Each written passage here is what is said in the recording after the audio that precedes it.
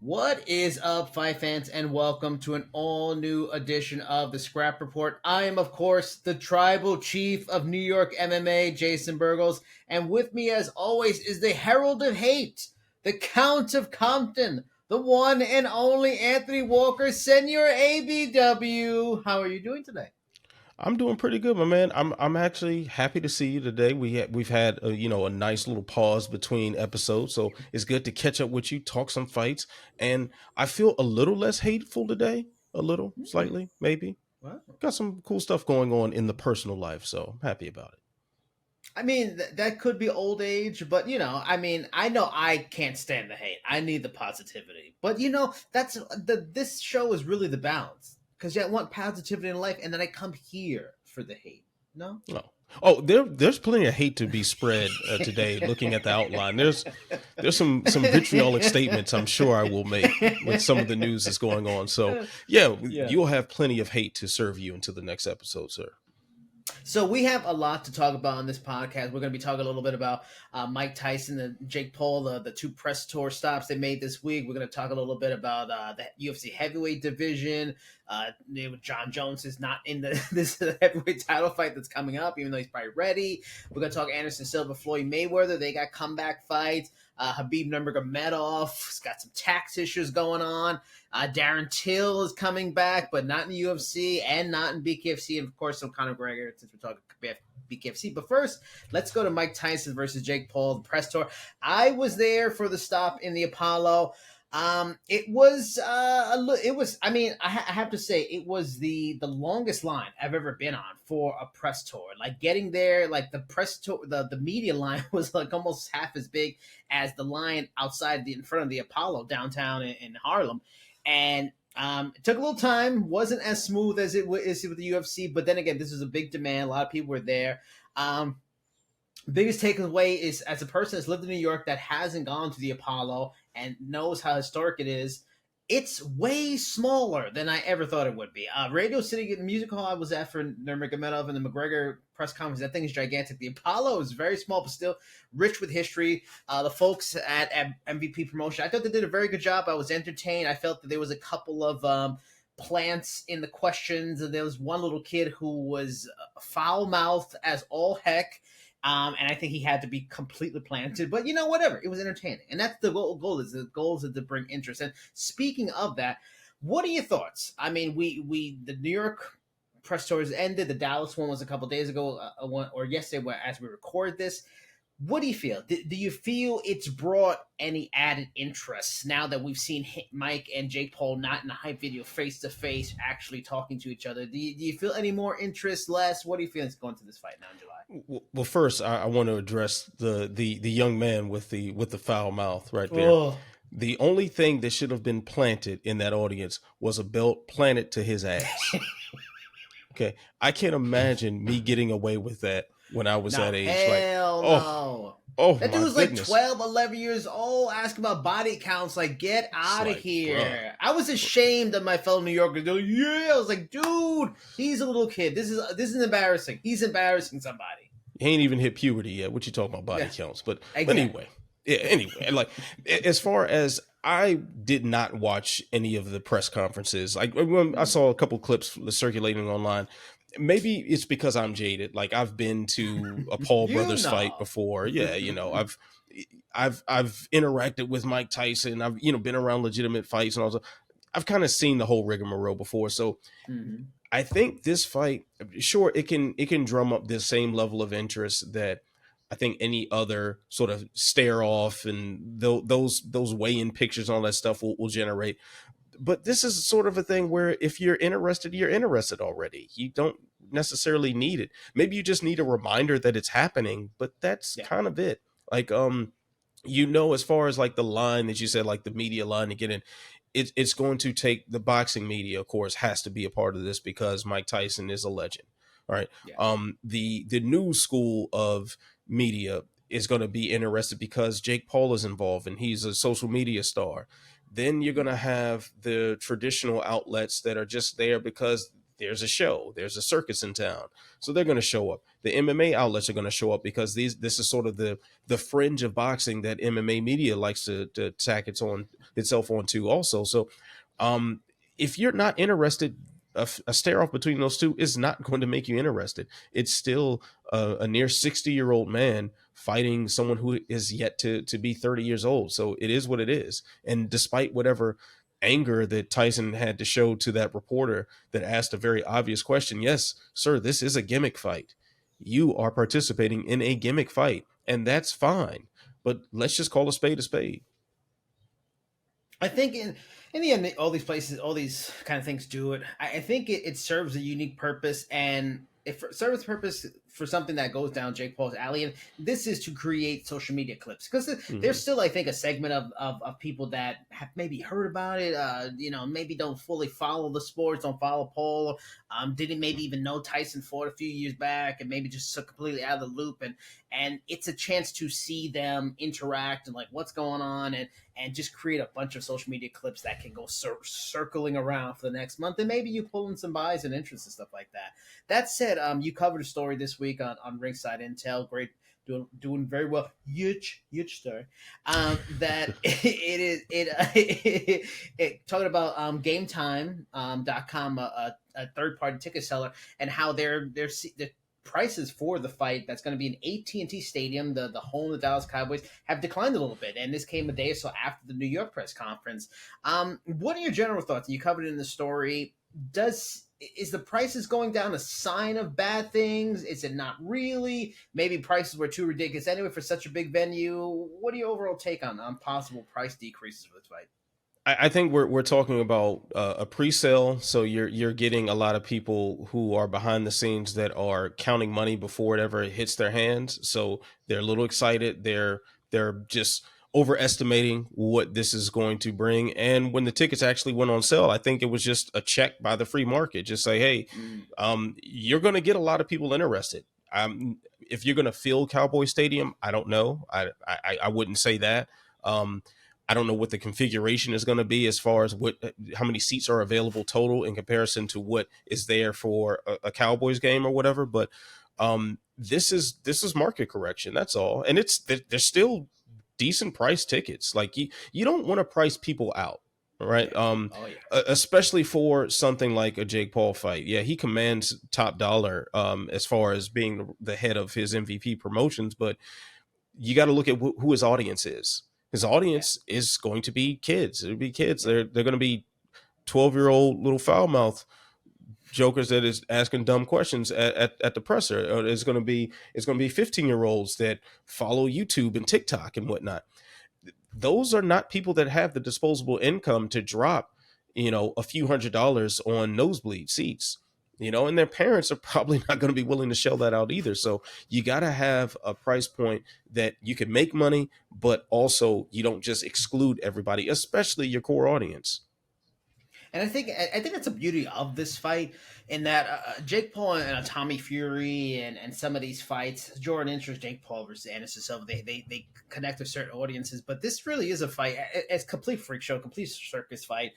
But it does grab it casts a wide net on fans, because you have a huge fan base that's like, our age into their 50s and stuff like that. They were Mike Tyson fans, that they saw him in his prime. Then you have this fan base that's like, our age, a little bit younger, and then down to like 12-year-olds that are Jake Paul fans. So it casts a huge net. There's a lot of people. And honestly, I don't know what it's going to do ticket sales wise, but I think the fact that it's on Netflix without any extra pay is a great sell. Yes. I mean, that alone, even if they only sell 10,000 in the arena, they're gonna get probably 50 million watches on Netflix, just because it has such a huge audience. They're gonna have a huge push behind it because it's one of the few live broadcasts ever doing. So in the end, it's still gonna be a success in terms of just people watching it and stuff like that, which is great.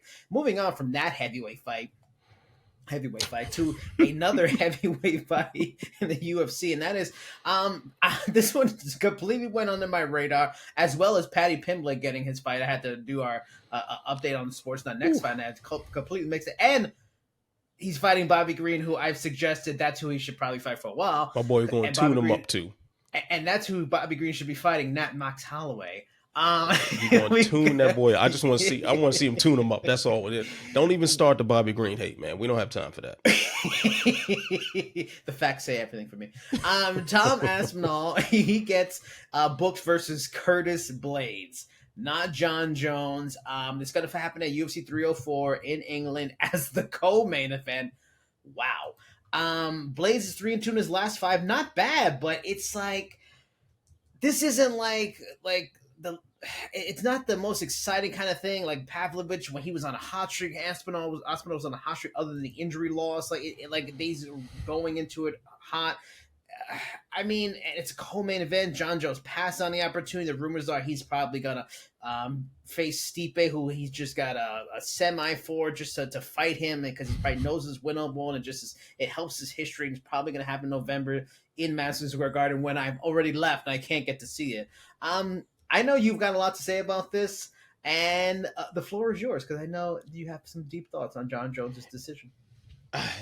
You know, I'm okay with champions taking a year and some change off because they've been injured. Like, totally okay with that. It's happened several times, and he did rightfully earn that belt. You can call it the undisputed title if you want to. We all know Francis Ngannou is the true UFC heavyweight champion, but that's for another day.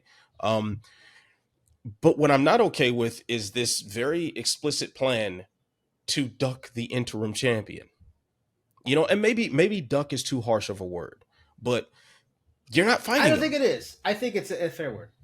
Yeah, I mean, yeah, it's like you're not fighting him, and that's the thing here. Like, the way Jon Jones has been sort of defending his belt on Twitter has been a masterclass in a PR torpedo disaster. Like, I swear he must have the same PR team as Diddy at this point, because it's maddening. Like, bro, you're not. He's talking about like, oh, like there's not a way to find out who the best heavyweight in the world is. You are two fighters in a fight promotion holding championship belts. Gee whiz, how do we determine which one of you is better? Jason, do you have any ideas? Do you have the slightest clue how we solve this problem with two fighters saying that they're the best and us not being able to figure it out? There's got to be a way, right? There's got to be a way that this multi-billion-dollar fight promotion that has made its name and this huge fortune promoting fights between two individuals will have a way to solve the riddle of who the best fighter is. There's got to be a way, Jason. I'm not the one to answer these questions, right? I'm not the one to answer these questions. I'm just a guy sitting in my little home office with all my comic book props behind me. I don't know anything. Maybe you can shed some light on this, Jason. I don't know. I will say this, that Curtis Blades and Tom Aspinall is a fantastic fight to put on. Their original fight left a lot to be desired. It ended in an injury in like 15, 16 seconds or something like that. So, of course, there are question marks surrounding that. But we must be losing our minds if we think it's okay to have a reigning heavyweight champion not fight the other guy with the belt. Like, I would respect it so much more if Jon Jones just jumped up and said, hey, this is about legacy at this point, and that's all it's about. Tom Aspinall's doing whatever he's doing, but I just want to fight Stipe because it means more to me before I walk out of here. Just say that. Don't try to downplay Aspinall for winning a belt. Don't try to play down Tom Aspinall for stepping in when he couldn't to fulfill an obligation to put a body in the octagon. Like, I don't. The thought process or lack thereof is mind blowing. I just can't understand it. Like, and the thing is, Jon Jones has earned the right at this point. He is the greatest MMA fighter of all time, in my opinion. Possibly the best combat sports athlete to ever have lived. You could throw that title on him. He deserves it. But that does not take away from the fact that there is a guy who clearly has disputed his title. And if you want to hold on to said title, you got to answer those questions. And you don't do that via Twitter. And there's really not much I can add to that. I mean, and it's disappointing. And I tell you, man, John is like you said, he's the greatest ever all time in MMA. But he's very much like the category of how Barry Bonds is in MLB, in that he's in the GOAT conversation, but there's all these asterisks around him. Floyd Mayweather's maybe in the boxing GOAT conversation, but these all these just terrible person, not entertaining fighter, the elements. He's that kind of guy that he has these knocks against him because there's these asterisks because of what he's done in sport. How great would it be for him? And you just nailed it. If he was just like, look, I have been in sport a long time. I'm gonna be winding down. This is gonna be my last fight. I want, like you just said, I want to just fight Stipe. To me, he's the greatest heavyweight of all time. I want to face him, and then when that fight's over, the winner of Aspinall versus Blades or whatever or whoever won that fight is the official champion. I'm gone. My belt, they're official. I think a lot of people would live with that. They'd be like, you know what, that's okay because we know this is Jon's last fight, so we got to appreciate it. It's still a fun fight. We're not going to get what we thought, but whatever. We get two gun fights. This title is kind of for the real official. This one's unofficial. People would be fine with it, but he's not the smartest person in the world. Smartest, a brilliant genius fighter, but not a smart person. And he's making another poor decision. And just a final note on it, that he's not only is he not fighting Tom Aspinall, he's suggesting he'd be open to the Alex Pereira fight if Alex Pereira moves up. So you won't fight a real heavyweight, but you'll fight a guy who was a middleweight. You'll fight a middleweight. A lot longer. It's ridiculous. But yeah. Wherever you're watching this, listening to us, please like, share, subscribe, comment. If you're listening, watching on MSN or YouTube or any kind of platform, please let us know. Comment what you think of what's going on with Jon Jones, what you thought if you watched the Mike Tyson-Jake Paul press conferences. Moving on from there, talking about legends, and I've just brought them up too. This week, Anderson Silva and Floyd Mayweather both booked their next fights. Anderson, this is expected to be his grand finale, final fight. It's going to be in boxing. It's going to be against Chael Sonnen, of all people, which makes it all the more fascinating, interesting, because this is his greatest rival, but has kind of become a friend. Also, it's going to be in Brazil. No shock there, but it's going to supposedly, reportedly, be in a smaller venue that's maybe just going to have 600 people. VIP experience, very unique in that kind of way. It's just, I guess, friends and family and that kind of thing. While Floyd is going to continue his exhibition tour, which he's been doing the last few years, but instead of just fighting a joke or a Gambino child or Gotti child and all the nonsense he's been doing, he's actually going to fight Victor Ortiz. And if that name sounds familiar, Victor Ortiz, the same guy that headbutted Floyd, and then when the referee broke him up, Floyd hit him with a hook, knocked him out before, he wasn't protecting himself. So we're going to get a rematch of that in a 41,000 seat arena in Mexico. If you can be there in person for either fight, which one would you rather be? The small venue VIP experience of seeing, because Sonnen and Ortiz are both going to lose this fight. They're there to take an L. But do you want to see Silva versus Sonnen 3 in a small venue for Anderson's last fight, or is the appeal of Victor Ortiz in a mad Mexican crowd rooting against Floyd Mayweather, 41,000 possibly deep, appeal to you more? By far, Chael and Anderson. By far. Like, it's not even close. Like, it almost feels like these two should be switched as far as the venue. Yeah. Because I'm just, and not because like Floyd Mayweather and Victor Ortiz in this day and age would be like some marquee event that deserves a black tie and like catering. It just, you might get 500 people that care. And their probably last names are Mayweather and Ortiz. Like, it's just, it just sounds like a bad idea. It was a fight that sucked when it first happened, when they were both in their primes. It wasn't a good fight then. It ended in a very stupid fashion because of stupidity. So I don't think we really need to see it again. And 41,000 people to watch that, that sounds ludicrous. That sounds absolutely ludicrous. I expect this undercard to be loaded up with all the people that would be more interesting for Floyd Mayweather to fight at this point.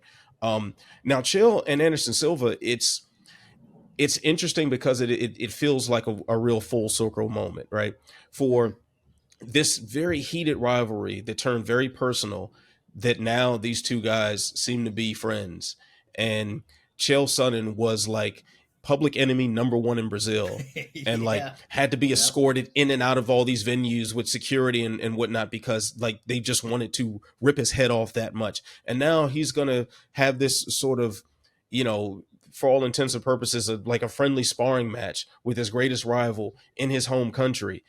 It's really cool. It's really cool. And having having interacted with both of them and seeing like their personalities and how like it just seems cool. It seems appropriate. It seems like a good classy way to send off two guys who've meant a lot to combat sports and have done a lot of cool things. And this feels like it feels like like what a legend tour should be. This is right. I like it. And I was amazed, just to give a little reveal on how the sausage is made, right? I was gonna ask you in our internal Slack chat about making a Floyd Mayweather evergreen, right? Because I'm like, I guess he's fighting him. Maybe we should just have an evergreen just in case. And then I see, as I refresh the site, oh, you already made one. Cool, done. And then when I refreshed again for looking for something else, I saw Anderson Silva. I'm like, what? Anderson Silva? I hadn't heard about it at all until I read the article. So, you broke some news, buddy. Well, you're welcome. And we will be doing some lists, I'm sure, at evergreens on both men as they get closer to their fight. But I agree. I agree 1,000%. I think you hit the word perfectly that was in my mind. Classy. It's a small event. It's a goodbye. It's the little history between them and how they become friends and how they gain so much respect and admiration for each other. Like, in a way, this is, and I have a lot of respect for Chael for what despite what he's done, he's juiced himself up over the years, which he's completely owned up to. He's going into this pretty much like a WWE fight, and he's gonna go in there, take the L, do the job, and do the honors, because that's what's gonna happen. He's not gonna win this fight. He wasn't the better fighter in MMA. He's definitely not gonna be the better fighter in boxing. He's in there to take an L, and he's completely fine with it because he knows how important this man has been to the sport, how important he's been to his career. Chael Sonnen is nobody without having taunted Anderson Silva for years and getting 2 matches with him and nearly beating him in the first one.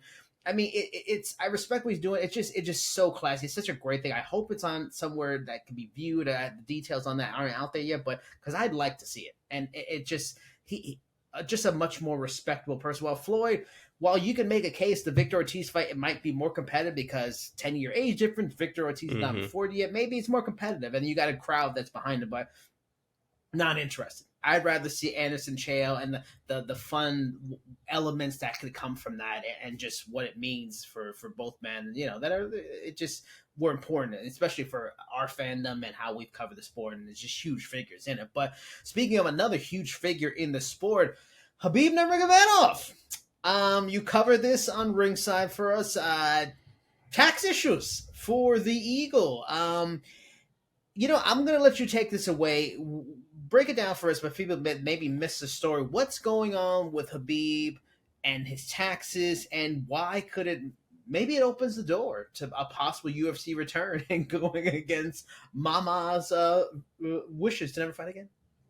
And so, just to keep a long story short, for purposes of broadcasting, the Russian federal government, they came across some information about Khabib Nurmagomedov's finances. They looked into bank accounts for several of his businesses. He started apparently a lot of businesses after retirement, beyond the Eagle FC promotion. There's some sort of charitable foundation, and I think he does like supplement endorsements, all sorts of revenue streams that Khabib was bringing in.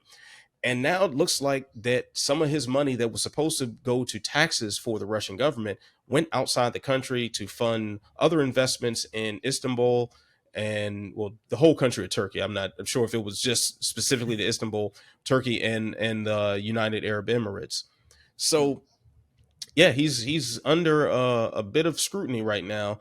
Now, one thing I didn't try to get into in the article, and this would take a lot more time than that would totally destroyed our deadline to get things published in a timely fashion. But I know that there is a lot intertwined as far as the Russian-Ukraine war and where some factions in Dagestan lie and all of this. So there's a lot of mixing and meddling and conspiracy theories and everything surrounding it. But long story short, Khabib is in a little financial trouble. Right now, they estimate his debt to be somewhere north of $3 million US.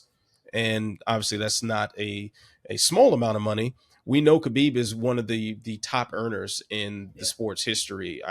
think I wrote something about where his place was among UFC fighters of what they had earned total, but I know he was high up on the list. He was definitely in the top 10. I want to say he was even top 5. So he's made a lot of money. Doesn't mean that any of it's liquid. That doesn't mean that that was pre-taxed or post-tax or whatever. There's a lot to uncover in this. I imagine we're not hearing the end of this story, but if you ask me to check the temperature, I do think this means that Khabib is going to find his way back into the cage. We've seen this happen with a million fighters time and time again. It's a tried and true story. Boxing and MMA, kickboxing have all seen, a legend walk away and come back because they need the money. We've seen Chuck Liddell do it. We saw James Toney try fighting in the UFC because of it. We've seen a lot of iterations of this, and it never quite ends well. We'll see what happens, man. But I would bet my money on Khabib fighting in the UFC in the near future. And you, in your piece, you throw out several options, and I'll add another one in there. You suggest McGregor, obvious. That's for sure. Leon Edwards at welterweight, Max Holloway, especially Max's stock is so high right now. And there's always been talk of the George St. Pierre fight. That's the fight that his father wanted. It was kind of in discussions, and it didn't pan out. And George, I think, recently said that he, his health issues are behind him, and so maybe there is a possibility of that. Of those four, what is your preferred option, and then what is the one you think is most likely? I think the most likely one is Leon Edwards. If he gets past Bilal Muhammad, the UFC probably doesn't want him to still be champion. That's kind of the sense we all get. He is no one now that Aljo is no longer champion. He's now the UFC's least favorite champion. So I'd imagine that would be their way of trying to get him up out of there. Most likely, but the one I'd like to see the most, none. I guess GSP, but GSP, I love where GSP is right now. Like, he's last saying that he's not intending on coming back and fighting at all. He's enjoying life as a commentator, occasional MCU appearances, and just being like this nice personality that's attached to the sport that hasn't turned into the scumbag that a lot of our fighters devolve into at some point. I just want him to stay there. I want to preserve my precious George St. Pierre in this angelic state of happy post-retirement life. But that would probably be the most competitive one because he washes McGregor. Even with the layoff, he washes McGregor. And quite honestly, he probably washes Holloway too, because that is a horrible, horrible style matchup for Max Holloway. I think another name that might be thrown out there, I consider throwing in there was Nate Diaz. They actually have like a history of conflict with one another. I believe they got into some brawl at a World Series of Fighting event some years back, and there was some trash talk between them. But once again, he gets washed too. So I don't want to see this happen. I really don't. Yeah, honestly, the one I think, I pretty much agree. The GSP is the fight I probably would want to see the most. I mean, but that said, I'm kind of both want to see and likely would happen is the Edwards fight. I think it's Khabib's attempt at what GSP did. When GSP left for a while, came back for middleweight against Michael Bisping, although Leon Edwards is far better at welterweight than Bisping was at middleweight. Just the historical implications of it. Khabib's looked at it as one of the best fighters of all time, and seen by many as the best lightweight. For him to come back and beat a guy like Leon Edwards' talent in his prime, and because I think that would be the thing. Yeah, he wants the money, but he wants the challenge. McGregor, he could care less about, even if it made him a lot of money. Holloway, you said, is probably a matchup that he usually wins. So that challenge of going up in weight, trying to win a second title against a guy that's in his prime, I think that'd be fascinating. But again, wherever you're listening to this, watching this, please like, share, subscribe, comment, let us know what you think of a Khabib situation. You think he'll be stepping back in the ring because of the money, following the lead of so many other legendary combat sports athletes before him? Moving on from there, it was in a press release. I covered the story for Ringside. Darren Till is finally making his comeback to combat sports. Obviously, it's not going to be in MMA. It's not going to be in BKFC, despite Mike Perry doing a lot of work to call him out and make that fight happen, which I think it makes a lot of sense. He's actually going to be on the undercard of Mike Tyson versus Jake Paul. He's going to be facing Julio Cesar Chavez Jr., the apple that fell really far from the tree. What are your thoughts on this? Is it disappointing? Is it like, yeah, I get it? Is it a smart business move? That's how I see it. I feel this is just, yeah, it's not probably the most interesting thing for him, but on the business move level, it makes sense just because of what we said. It's going to be on Netflix. It's going to be in front of 50 million people or more probably are going to see it. So, what are your thoughts?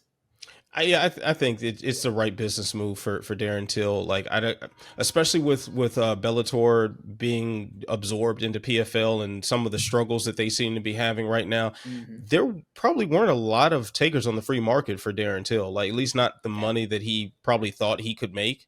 Ryzen puts on like 2 cards a year. Like he may not have gotten that call. One championship is doing whatever they're doing. And maybe he didn't get that call or didn't like their offer. And the celebrity boxing thing is going on for real, and Netflix is throwing serious money at it. So why not? It would definitely be the most eyeballs that have been on him since like UFC 245 or something like that, I think. So yeah, why not? Now I'll just say what I actually think about the fight itself without the business stuff tied to it. I'll say, like I said, the moment I found out about this on Twitter, this is another chance for Chavez Jr. to disappoint his daddy. This is essentially what this is going to be. Like, daddy going to be sitting there in the front row shaking his head again. Yeah, that's probably what's going to happen. Like, that's why it's just. It's a smart business move with the Netflix, and then on a competitive level, it's a fight he probably could win. I mean, this is the same guy that lost to Anderson Silva like 3 years ago when Anderson Silva was closing on 50 years old. He's a mess. This guy's been a mess for a long time. He showed a lot of talent years ago, and he was a part of some really good fights like almost 10 years ago, but that guy's gone. He's just an absolute mess. He's only a name. If his name was Julio Cesar Dominguez, he would nobody would care about him. But we all care about him because of who his father was, and he had a moment here or there. So yeah, I think it's on a business level. It's boring. I would have liked to see the Mike Perry fight in bare knuckle. That would have been interesting. But yeah, it makes sense on so many levels. Talking about business, our last topic for this episode, this rap report. It was reported, not reported, but it was announced a couple of weeks ago. Conor McGregor has I don't know how, it's not a majority stake, but he has ownership stake now in BKFC. I interviewed David Feldman a couple of times recently. We've covered them on Ringside. They really very much want to be in the Conor McGregor business, and they've had him at events. They're giving him titles to hold that he doesn't freaking own. He's getting in the ring, mixing it up with people he's not going to fight. They just feel McGregor being there makes a difference.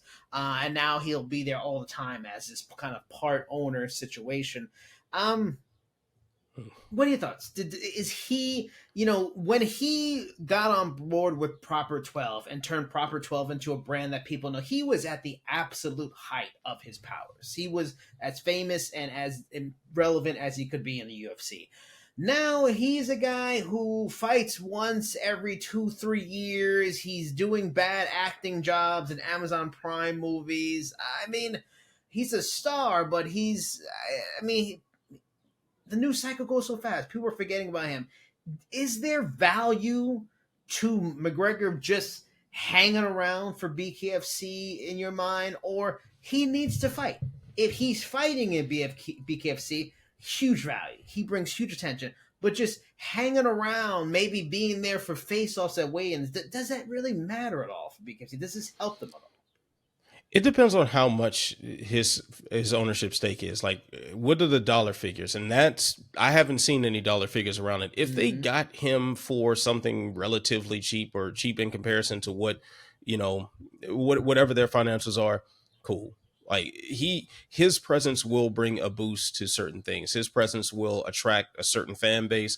They'll attract people to just watch. Now, BKFC has done a fantastic job of keeping the train moving and the sport growing, like definitely growing, the sport evolving. Like you watch it and from event to event, the technique changes. Like we're seeing evolution in real time watching BKFC. Problem is not a lot of people are actually seeing it. You know, Conor McGregor being there helps people see it. It just gives it a little more visibility where that casual fan who really only knows Conor McGregor and Ronda Rousey and Brock Lesnar and, you know, whatever other Sean O'Malley, whatever fly by night star you can think of, that they might just tune in because, hey, it's on right now and I have nothing to do. So that could bring a lot of value to the promotion, depending on how much the price tag was to get him there in the first place. And we're also talking about the same company that banked their, at the time, their biggest event, their single biggest event, their single biggest showcase on the mythical sparring match between him and Paulie before the Mayweather McGregor fight. Like that the company essentially was built on that, on Paulie fighting Artem Lobov, as like Lobov being the substitute for McGregor. Like that was the linchpin that just helped this thing take off. So it feels appropriate for ever how silly and useless it might be, I guess. But it's hard to say without knowing what the exact financials are. And I'm a guy that's very much rooted for BKFC because, like you said, they've really built an old sport, made it new from the ground up, and really it's grown a lot. They've done a lot. Mm-hmm. I mean, especially and it's entertaining. It's a great product. And from in fight game, it's hard to do that. We've seen like a lot of MMA companies come and go and be bought up, and boxing companies come and go. So the fact that they're thriving and stuff like that. But I'm on the other side. I don't see any big value to it right now. I just don't think McGregor fans are going to, oh, McGregor is an owner for BKFC. Let me go get the BKFC app or let me pay for the subscription. We're in a time of lazy people and news cycles come so fast. It's sort of like when he showed up at a Bellator event and he jumped in the cage and he was celebrating. It was Bellator. It was cool for like 5 seconds, because he was there. And then it kind of went away again. I think he needs to fight. He has to be in there fighting. And that's why, like, going back to the Paulie Malignaggi comment, it made BKFC a thing because it was a wrestling, a boxing star, a champion going into this bare knuckle thing. Like that brought the attention. The fight brought the attention. Paige Van Zandt fighting, her fighting brought the attention, not just being there, because when she was just there, it became a secondary thing. And part of me feels because he's become such a big fan of the sport, he will. I think when his UFC contract ends, that is the goal. And based off of BKFC, the David Feldman recently meeting with Dana White a few months ago, Dana may just let him do it. Maybe just let him go fight, and because he has a good working relationship with BKFC, maybe there's something going on with that. But as of now, I don't think it's going to be much until he fights. That's the only way. But even if he loses 2 more fights, him going into BKFC will still be so huge for them and make such a difference. And he'll hype the heck out of it because he's making the money himself as the owner. So I look forward more to that. But who knows when that'll be? 2025, 2026, 2027 at this point. Could be after International Fight Week if Chandler get to him real good. That's true. That is true. But that is all for this episode of the Scrap Report. Again, wherever you're watching, listening, wherever you like, please like, subscribe, share, let us know your comments. And until next time, everybody, I am Jason Burgos. He is the Count of Compton, Anthony Walker. Until next time, bye-bye.